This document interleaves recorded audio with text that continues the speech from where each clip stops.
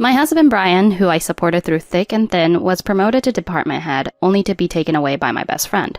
He discarded me along with the child we had raised together and betrayed me, as did the best friend I trusted completely. It was the lowest point in my life, but thanks to my daughter, who was now an adult starting her career, I somehow managed to recover and look forward. 2 years later, I ran into them unexpectedly in the city. My former best friend looked at the man next to me and sneered. "A poor-looking old man suits you well." "Good to see you. Don't you recognize me?" She looked confused. "Huh?" My ex-husband rushed over panicking. "Wait a minute." Let me introduce myself properly. My name is Sarah, but until 2 years ago, I was Sarah Ingram. It was 2 years ago when Matt, my husband, asked me for a divorce. It happened just after Matt was promoted to department head. I married Matt, who had been my senior colleague at work when I was 24 and had just joined the company. Matt, who was 3 years older than me, was my mentor when I was first assigned to the sales department. Not long into our relationship, I found out I was pregnant. Without hesitation, we decided to have the baby and got married, and I quit my job. Our daughter was born healthy, and we named her Emma. Now, Emma is 22 and has started her career as a new graduate. Nearly 6 months have passed since she began her new life as a working adult. I am now 46 at the midpoint of my life. I thought I could finally enjoy the rest of my life with Matt after raising our child, but I was hit with a shock. That day I cooked a special meal, Matt's favorite dishes, waiting for him to come home. Welcome home, but Matt came home with a strangely distant expression. I had a bad feeling and cautiously asked, "Did something happen? Was the promotion canceled?" No matter how much his superiors promise, promotions aren't official until the papers are issued. That's just how it is for employees like Matt. We're at the mercy of decisions made at the top. "No, it's official. I'll be promoted to department head on October 1st. "Congratulations! You're being promoted before you turn 50. That's early." I was excited and ended up celebrating a little too much, but Matt's expression didn't change. I figured becoming a department head was probably more pressure than joy for Matt. He always took his responsibilities seriously, so the weight of this new role must be heavy for him. I could understand that much. Matt had worked much harder than someone like me, who only recently managed to get a full-time position after years of being a part-time worker. I married Matt through a surprise pregnancy, which forced me to quit my first-choice job. When Emma entered elementary school, I wanted to return to work, but finding a new job was a struggle. A gap in my resume and the fact that I entered full-time motherhood just as my career was starting made it difficult. I don't regret having Emma or how my life turned out, but I hoped that Matt, at least, would recognize my hard work. So I had hoped that Matt might finally express his appreciation for everything I'd done for him. That morning, Matt told me, "We need to talk after work." Emma wasn't coming home that night because she was on a business trip. I figured he wanted to talk about his promotion. I thought he might say, "I owe my promotion to you, Sarah." Maybe he'd even given me a bouquet of flowers. I let my imagination run wild. This year's anniversary had passed unnoticed by Matt, but I didn't mind too much. I was just happy to have a rare evening alone with him. So I went all out, setting the table with a special cloth and preparing a lovely dinner. But when Matt came home, he didn't have any flowers or even a cake. I felt a little let down. "I need to talk about our future." Matt began speaking seriously, and I leaned forward, excited to hear what he had to say. I was hoping he would suggest, "Now that I'm a department head, we could take a vacation. We finished paying off Emma's university fees, so we can relax a bit." But instead he said, "I want a divorce." "What?" I was speechless. After a long pause, Matt continued, "I've fallen in love with someone else." "What? You're joking, right?" My head was spinning. I hadn't noticed any signs of Matt's change of heart. He hadn't shown any suspicious behavior, and I couldn't even guess who the other person was. Whenever he said he had a work dinner or golf, I believed him. I supported him without question because I thought it was all for his career. When Emma was still young, I was raising her alone, exhausted from sleepless nights and feeling incredibly lonely. I'd hoped Matt would pitch in on weekends, but he always had business calls to attend. His ambition to succeed at work was so intense that I knew he wanted to prove himself to his superiors. So I chose not to complain and supported him from behind the scenes. I had witnessed firsthand how Matt was coldly treated by his boss after our unexpected pregnancy and my subsequent resignation. One of Matt's superiors had said, "He's a rookie with a slow work pace, but he sure knows how to get a woman pregnant fast." Matt faced constant criticism even though our colleagues didn't all support our decision to get married. Matt endured the criticism and worked incredibly hard, and that hard work paid off with his early promotion to department head. I always made sure to choose thoughtful gifts for his bosses and their families, even if it took extra time and effort. I smiled politely at events where I knew I was being judged for leaving work early. I did all this because I wanted Matt's promotion to reflect well on both of us. But rather than thank me, Matt was now planning the ultimate betrayal. Until Matt asked for a divorce, I hadn't suspected for a moment that he was having an affair. Was I foolish? Who's the other woman? I had to hear the truth even if it hurt. Perhaps Matt was just infatuated, and she wasn't serious about breaking up our family. You know her. She's someone close to you. My mind raced, imagining different faces. Was it a former coworker or one of Emma's friends? That would be too strange. She's too young, and it would make Matt look creepy. Could it be one of the families we knew through Emma's activities, like swimming or ballet? Matt never really took part in those activities, though, so it didn't make sense. Matt didn't even drive Emma to her lessons. Why was he stalling? Just tell me. I didn't want to tell you because it would hurt you more, but it's Michelle. Matt shouted as if it were my fault for pressing him. I was already in shock. Why was he getting angry? Even though I was trying to figure out who the woman was, my mind wandered to the trivial detail of how we addressed each other. I started to regret not keeping a more romantic distance between us. Then Matt dropped the name. It's Michelle. Michelle? What about her? Why bring her up now? Michelle had been my best friend since childhood. She was the only one I could call my true best friend. When Matt and I got engaged, Michelle asked me to introduce her to one of Matt's friends. A few years later, she married one of them, and they had a daughter, Jessica, who is 3 years younger than Emma. We often discussed parenting together. We'd have barbecues with our families whenever Matt managed to get a rare day off, and we were close for about 5 years.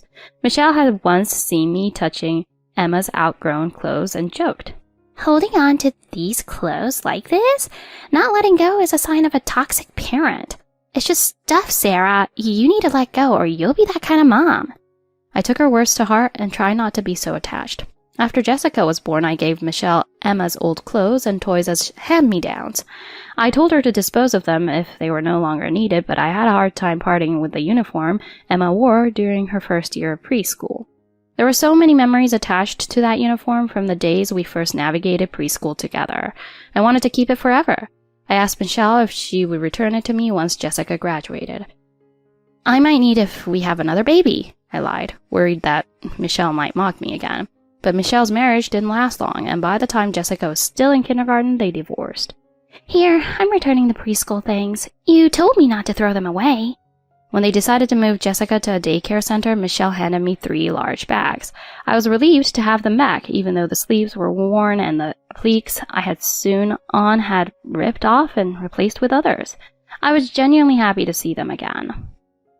"It must be nice to be a housewife, huh, Sarah? I'm still dating, you know, but as a single parent, I can't have another baby for Jessica." She hadn't talked to me about her delicate marital problems. At the time, I had given up trying for a second child because Matt was working long hours and had no time for family. He'd often come home late, exhausted, and there was no room for discussion about fertility treatments. I let it go, grateful that I was better off than Michelle. When Michelle once accused me of still dating, I didn't deny it and just smiled it off. "The guy you introduced me to left me for another woman, Sarah, so it's your fault." Michelle picked a fight with me shortly after her divorce. She was the one who had asked me to introduce her to someone. I barely knew her ex-husband, and when I first met him, Michelle fell for his looks and actively pursued him. I had urged her to take things slow and get to know him better. But when she blamed me for the failure of her marriage, I was confused. Still, I understood that she was leaning on me as her friend in a tough time, so I didn't hold it against her. I always wanted to help Michelle and her daughter, Jessica, after her divorce. I even registered as an emergency contact for Jessica at her daycare. Whenever Jessica got sick and Michelle couldn't leave work, I would pick her up, take her to the doctor, and care for her.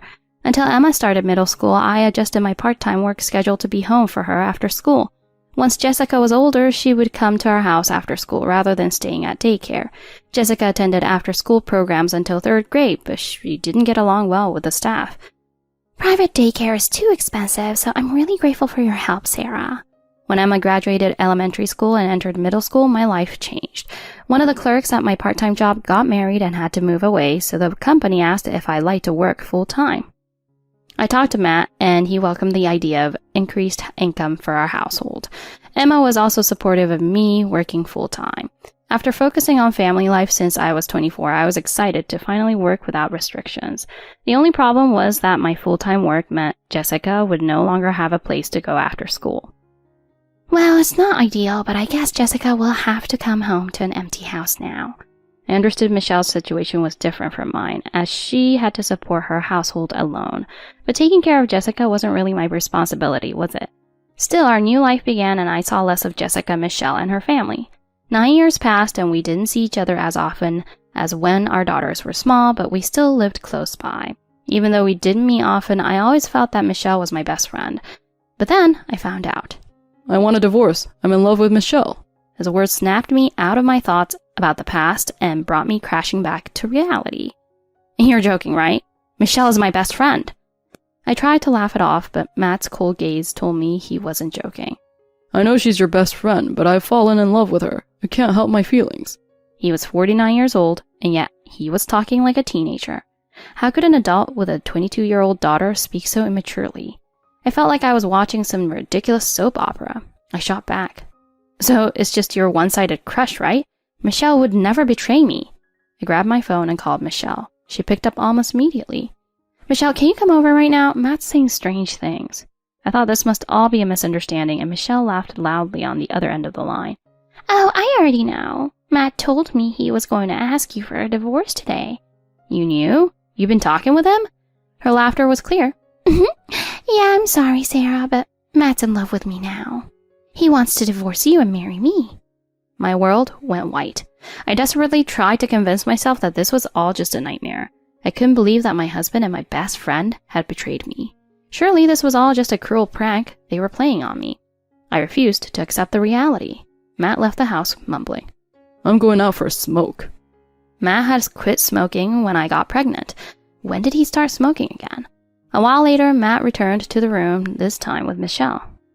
Sarah, I'm really sorry, but we've confirmed our feelings for each other. Matt's promotion made him realize I'm the better partner for the rest of his life. Despite her apology, Michelle's smirk was impossible to hide. Didn't you have a boyfriend? Michelle always had a boyfriend, even 6 months after her divorce. She claimed to be raising Jessica on her own, but some of her boyfriends had provided financial support. Sarah, don't bring that up in front of Matt. Those boyfriends were just there to fill a void. The truth is, I've always loved Matt. Michelle put on a melodramatic act, pretending to cry. Matt, standing right in front of me, gently stroked Michelle's head, comforting her. Sarah, don't blame Michelle. I'm the one at fault for falling in love with her. Now he was trying to play the hero in this pathetic drama. Watching them, I thought to myself, these people are unbelievable. My heart shattered. Tears rolled down my cheeks as I whispered, Since when? We've been meeting in secret for a long time, but we started talking seriously about marriage after my promotion was confirmed. I had no idea they had been seeing each other behind my back. I felt so foolish for trusting them. Michelle must have seen Matt's promotion as a way to improve her life and proposed the idea of marriage. So, now that you know, hurry up and divorce him already. Michelle gloated. Her arrogance made my tears feel ridiculous. Fine, I'll divorce him. But I couldn't help asking, what about Jessica? Does she know? Don't ignore your daughter's feelings. Emma will never forgive you, Matt. At the mention of Emma, Matt looked guilty and dropped his gaze. Jessica turned 18 and moved out, so she's no longer my responsibility. It's probably Sarah's fault Jessica turned out so defiant, considering how often she looked after her. How could they say such terrible things? I hadn't spoken to Jessica in a while, so I had no idea she had moved out. Matt had already prepared the divorce papers with Michelle's signature on the guarantor section. Seeing the grotesque sight of that paper, I lost all care and agreed to the divorce on the spot. Matt packed his things and moved out to live with Michelle. I never thought she would ask for my daughter's hand-me-down clothes, and my husband, like, they were the same thing. When Emma returned from her business trip the next day, I told her everything. Her reaction was more intense than I expected. That man, he's not my father anymore. Forget about him. And Michelle? Ugh, she's the worst person I've ever known. I need to get better at reading people. I thought Emma would be deeply hurt by the divorce, but she handled it better than I expected. Have you talked to Jessica? I worry she might be struggling. I had cried myself out while Emma was away, so strangely I felt better. Mom, stop worrying about other people and start thinking about yourself. Emma's tears were in her eyes as she stared at me. Seeing her face, I realized she had suffered more than she showed. I hugged my daughter for the first time in years. She'd be leaving my side in a few years, but I swore to be the kind of a parent she could be proud of, especially now that Matt had failed her. 2 years passed without a word from Matt or Michelle. Emma was doing fine on her own, so there was no need to reach out to her father. Michelle had moved far away after marrying Matt, and we no longer crossed paths. But one day after attending a play, I ran into them by chance in the city. Our eyes met, and I couldn't pretend not to see them. "A poor-looking old man suits you well." She looked at the man beside me with disdain. I shot her a look.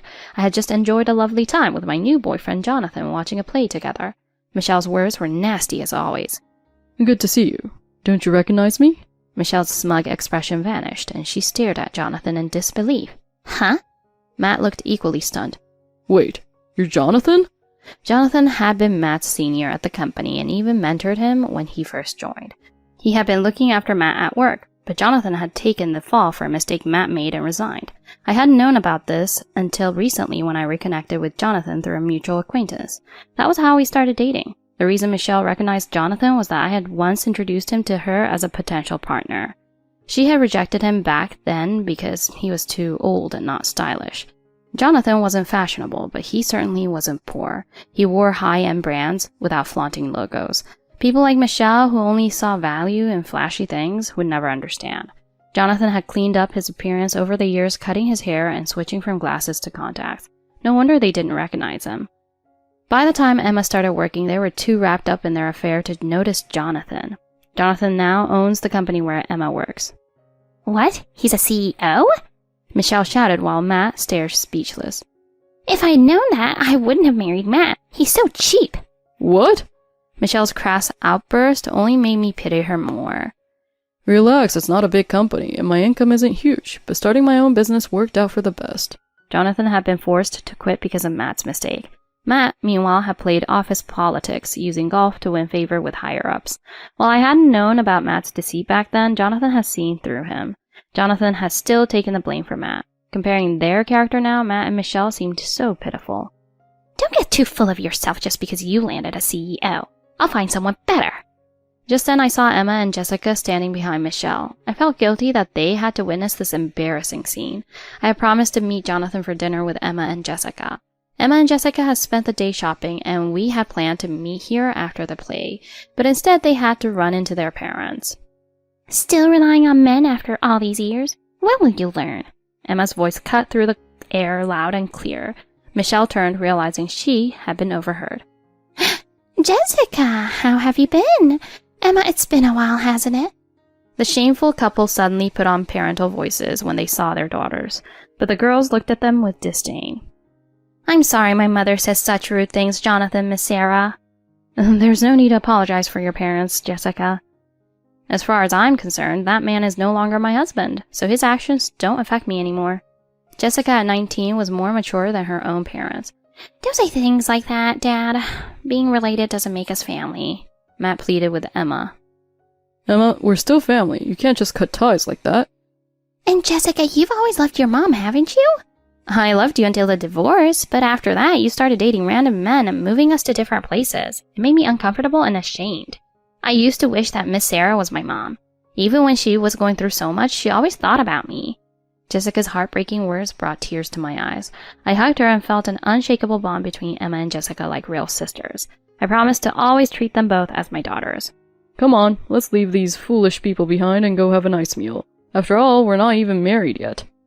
Jonathan, usually so gentle, couldn't help but throw out a sarcastic comment, though I knew he was still angry inside. Right, Jessica, what shall we eat? We left Michelle and Matt behind, still muttering under their breath. Later I heard through an old classmate that Matt and Michelle had divorced. Apparently Matt had finally reached his breaking point after Michelle repeatedly insulted him.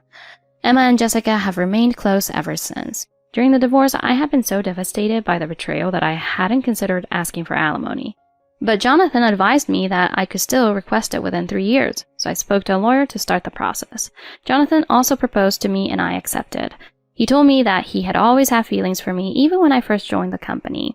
He regretted not confessing sooner, but he had wished me happiness from a distance. When Emma joined his company, he found out that I had divorced and couldn't help but reach out. Looking back, I realized I had made a mistake with my first marriage, but fate led me to the right person in the end. Jonathan, Emma, Jessica, and I are planning a family trip together soon. I am truly happy now.